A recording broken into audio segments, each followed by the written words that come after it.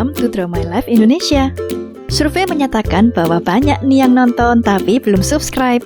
Sekarang yuk pencet tombol subscribe. Iya, tombol yang merah itu. Dan juga tekan loncengnya. Terima kasih atas partisipasinya. Karena lonceng Anda bahagia kami. Nike. Siapa sih yang gak kenal dengan brand atau merek produk olahraga satu ini? Tampaknya pantas kalau Nike disejajarkan dengan kompetitor alias saingan terberatnya, yaitu Adidas. Tapi, kalau kita mau lihat ke belakang, tepatnya pada awal berdirinya, ternyata Nike masih bernama Blue Ribbon Sport atau BRS yang berstatus sebagai distributor untuk sepatu Jepang Onitsuka Tiger aja loh. Penasaran kan? Gimana sih sejarah awal Nike bisa sampai terkenal hingga sekarang? Yuk, simak videonya.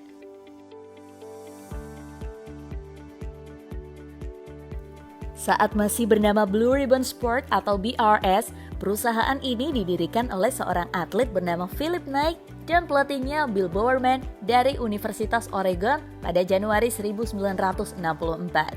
Awal yang baik menyambut perjalanan bisnis mereka. 2 tahun berselang, ekspansi bisnis BRS mulai dilakukan di daerah Pico Boulevard, Santa Monica, California dengan membangun toko retail pertamanya. Kelanggengan BRS bersama Onitsuka Tiger tidak berlangsung lama dan akhirnya berpisah pada tahun 1971. Namun, perpisahan tersebut menjadi berkah tersendiri buat BRS. BRS kemudian berdikari dengan membangun perusahaan sendiri. Gebrakan pertamanya lahir berupa sepatu bola yang bernama Nike di tahun 1971. Di tahun 1972, BRS akhirnya secara resmi memperkenalkan merek Nike. Lambat laun, BRS Inc. secara resmi mengganti keseluruhan namanya menjadi Nike. Nike juga dikenal dengan logonya yang simple, orisinil, dan autentik. Logo Nike yang menyerupai tanda centang benar atau swoosh adalah kreasi dari seorang mahasiswa desain grafis di Portland State University bernama Caroline Davidson pada tahun 1971 loh.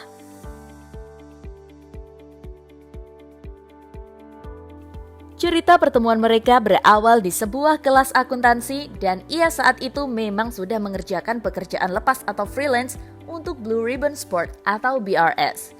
Filosofi logo dengan nama Nike ternyata masih saling berkaitan, yaitu logo menggambarkan sayap pada patung Dewi Kemenangan dalam mitologi Yunani. Davidson sudah hadir sejak Nike masih bersama BRS yang saat itu sedang fokus memproduksi sepatu atletik sendiri. Sampai pada akhirnya, Davidson menyajikan logo populer yang saat ini dinamakan swoosh. Davidson sendiri saat itu masih diupah sebesar $35 saat bekerja membuat logo tersebut.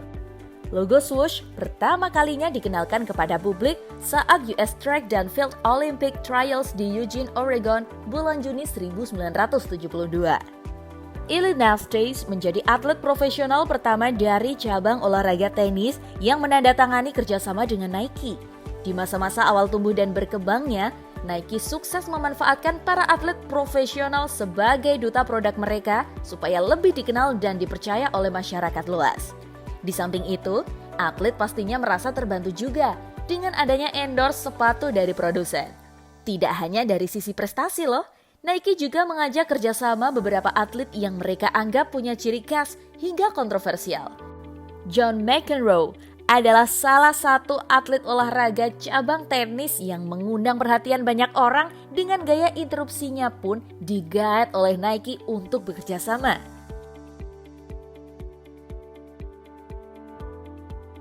Beberapa tahun berselang, tepatnya di tahun 1979, Nike mulai terkenal khususnya di negara-negara bagian Amerika Serikat.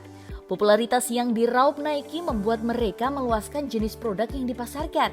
Nggak cuma sepatu, Nike juga menjual pakaian dan peralatan olahraga untuk banyak cabang olahraga.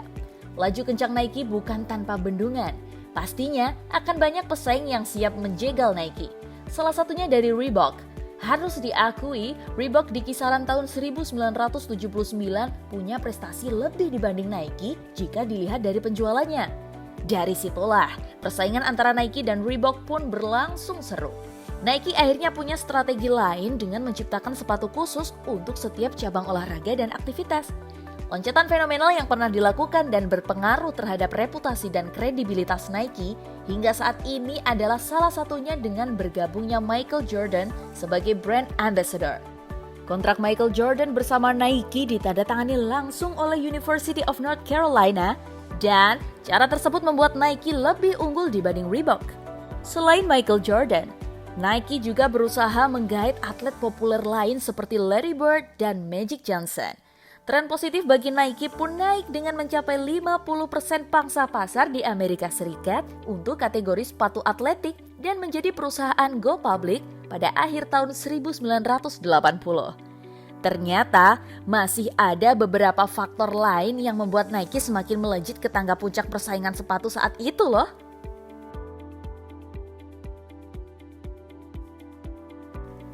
Di antaranya, disebabkan oleh lebih dominan dan suksesnya gaya iklan word of mouth bersumber dari iklan cetak Nike dari akhir 1970-an dibandingkan iklan televisi. Iklan Nike sendiri pertama kali mengudara di televisi pada bulan Oktober 1982.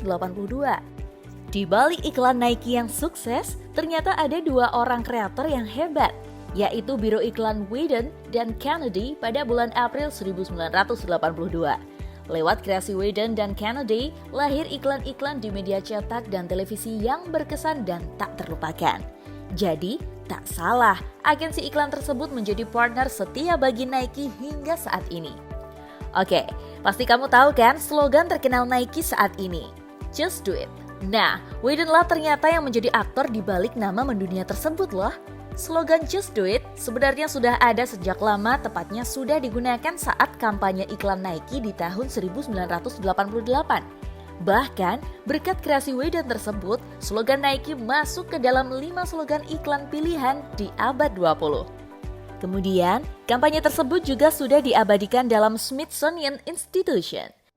Memasuki era teknologi dan modernisasi, Nike turut menyambutnya dengan strategi yang jitu. Ketika di awal 2000-an sudah banyak diakses masyarakat sebagai media informasi, Nike memulai cara berjualan via online. Di tahun 1999, Nike memulai penjualan produknya secara langsung kepada konsumen lewat website resmi mereka. Kisah mendunia Nike berlanjut hingga terus digunakan oleh banyak atlet profesional lain yang mendunia dalam beberapa cabang olahraga. Sebut saja Tiger Woods dari cabang olahraga golf.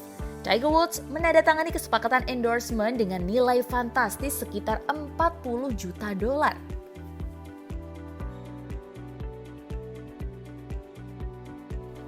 Kini, Nike sudah menjadi sebuah perusahaan besar yang melingkupi berbagai peralatan olahraga. Produk pertama Nike sendiri sebenarnya adalah sepatu lari yang menjadi jenis produk keluaran mereka yang populer hingga sekarang. Nike saat ini sudah membuat jenis produk lain loh, seperti sepatu, kaos, celana pendek, bahkan untuk hal lain yang berhubungan dengan bidang olahraga.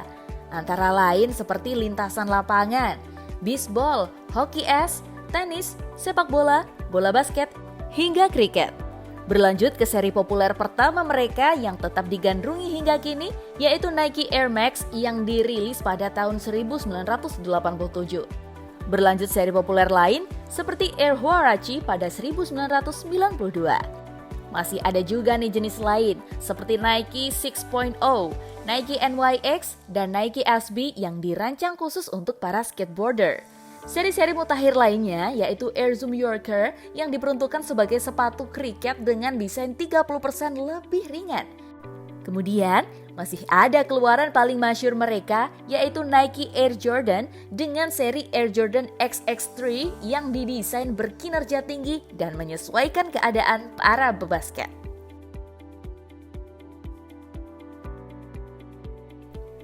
Meskipun penjualan fantastis terus diraup Nike, manufakturnya di Amerika Serikat bisa dibilang kurang berhasil. Walhasil, Nike menjelajahi kawasan Asia sebagai destinasi produksinya. Jepang menjadi negara Asia pertama yang jadi sasaran, lanjut ke Korea Selatan dan Taiwan, kemudian barulah akhir-akhir ini muncul juga di Cina dan kawasan Asia Tenggara. Setelah melanglang buana ke banyak negara Asia seperti Taiwan, Korea, dan Cina, akhirnya Nike menetapkan operasional produksinya di Thailand Selatan dan Indonesia karena pergolakan politik, aksi buruh, hingga kehilangan akses khusus untuk pasar Amerika Serikat yang terjadi di negara-negara sebelumnya. Beroperasinya Nike di Indonesia ternyata sudah ada sejak penghujung tahun 80-an, tepatnya di tahun 1988. Selain itu, hampir sepertiga dari sepatu yang ada sekarang ternyata merupakan produk dari Indonesia loh. Tony Ban selaku koordinator perusahaan Nike di Indonesia pada tahun 1994 sempat mengabarkan bahwa ada sekitar 11 kontraktor atau perusahaan asal Indonesia yang digunakan oleh Nike untuk menjalankan operasional produksi Nike hingga saat ini. Kamu bisa menemukan pabrik yang memproduksi Nike di beberapa daerah seperti Tangerang, Serang, dan bagian barat Jakarta. Nah, itu dia sejarah Nike. Panjang banget kan perjalanan Nike sampai bisa menjadi brand yang kita kenal sekarang?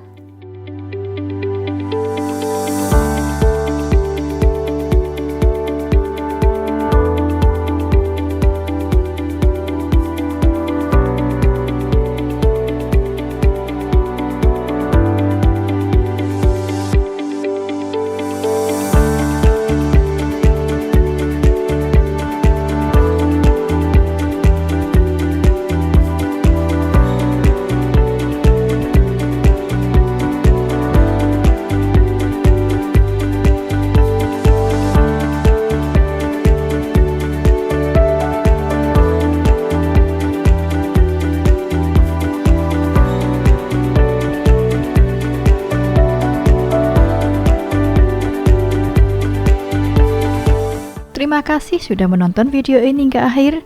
Jangan lupa like, subscribe, dan komen di kolom komentar apabila ada tokoh atau artis yang ingin kalian tonton selanjutnya.